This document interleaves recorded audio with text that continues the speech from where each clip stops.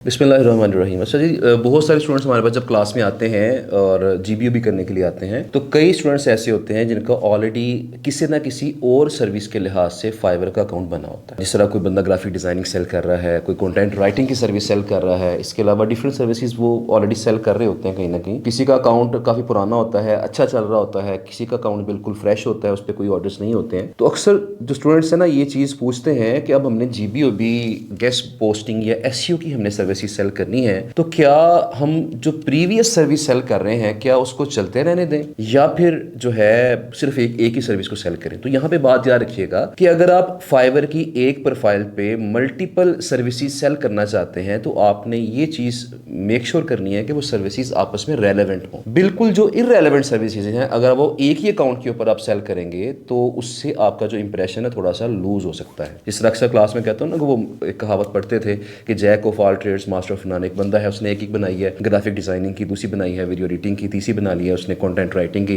चौथी बना ली है उसने सोशल मीडिया मार्केटिंग की। अब क्या होगा, ये थोड़ी सी डिफरेंट स्किल्स आ गई ना। अब एक ही बंदा ये सारी सर्विसेज कैसे दे सकता है, थोड़ा डाउट पैदा हो जाएगा ना उसके अंदर। तो इस लिहाज से हमने देखना क्या है कि हम रेलेवेंट स्किल सेल करें। जरा फर्ज करें अगर आप एसईओ की सर्विसेज सेल कर रहे हैं, आप वहां पे ऑन पेज एसईओ की गिग बना सकते हैं, आप वहां पे ऑफ पेज एसईओ की गिग बना सकते हैं, आप वहां पे गेस्ट पोस्टिंग की गिग बना सकते हैं, आप वहां पे कंटेंट राइटिंग की गिग बना सकते हैं। ये सारी चीजें आपस में रेलेवेंट है। इस तरह अगर आप ग्राफिक डिजाइनिंग कर रहे हैं तो ग्राफिक डिजाइनिंग के अंदर आप डिफरेंट जो उसके कह लें कि ब्रांचेस हैं, डिफरेंट जो एस्पेक्ट्स हैं, उनके लिहाज से आप सेपरेट गिग्स बना सकते हैं। तो लिहाजा आपकी मेक श्योर करना है आपने यही कि आप एक अकाउंट से जो भी गिग्स बना रहे हैं वो तमाम जो गिग्स हैं वो आपकी आपस में रेलेवेंट सर्विसेज होनी चाहिए, वो बिल्कुल टोटली इररेलेवेंट सर्विसेज नहीं होनी चाहिए। अच्छा, यहाँ पर एक छोटी सी गलती हम करते हैं, वो भी जरा ध्यान से सुन लीजिएगा कि बाज़ का ऐसा होता है कि हमारा अकाउंट फाइवर का बना हुआ है पुराना, ऑलमोस्ट 3 साल 4 साल पुराना अकाउंट। अब 4 साल पहले क्या था कि फाइवर न्यू सेलर को 7 गिग्स अलाउ करता था, हमारी 7 गिग्स बन गई। अब क्या हुआ,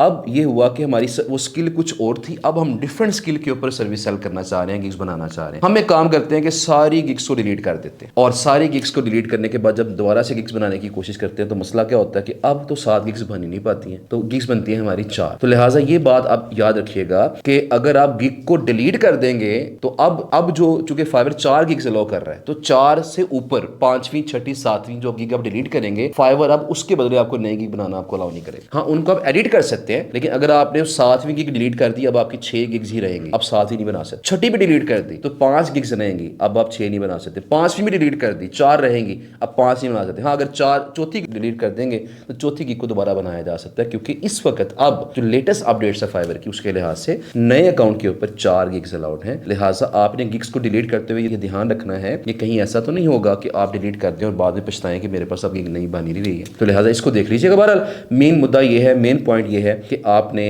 जब भी एक फाइवर अकाउंट पे सर्विसेज सेल करनी है तो वो आपस में रेलेवेंट होनी चाहिए, वो टोटली इररेलेवेंट सर्विसेज नहीं होनी चाहिए।